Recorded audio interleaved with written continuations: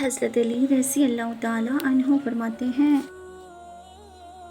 انسان کو اس کی برائیوں سمیت قبول کرنے والا ہی سچا دوست ہے، ورنہ خوبیاں تو دشمن کو بھی متاثر کرتی ہیں۔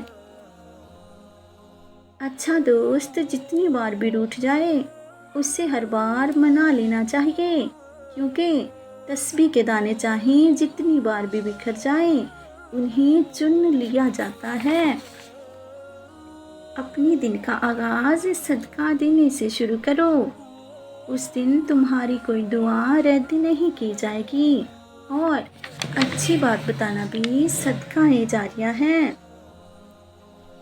اگر تم پانی میں ڈوب رہے ہو اور تمہیں یاد آ جائے کہ وقت نماز ہے تو تم نماز کی نیت کر لو۔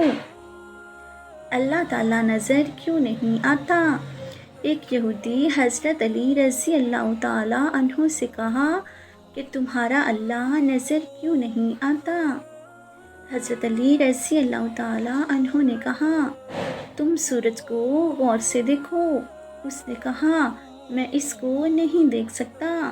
حضرت علی رضی اللہ تعالیٰ عنہ فرمانے لگے، تم سورج کو نہیں دیکھ سکتے تو سورج بنانے والے کو کیسے دیکھ سکو گے؟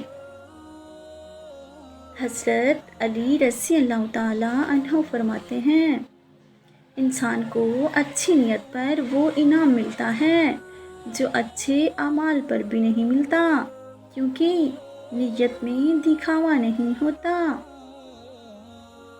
لوگوں کو اسی طرح معاف کرو جیسے تم خدا سے امید رکھتے ہو کہ وہ تمہیں معاف کرے گا۔ نصیحت حاصل کرو تاکہ گناہ سے باز رہو۔ اپنی ذات کو سمندر کی طرح بناؤ جو اپنے اندر بہت کچھ لینے کے باوجود اوپر سے بالکل پرسکون ہوتا ہے۔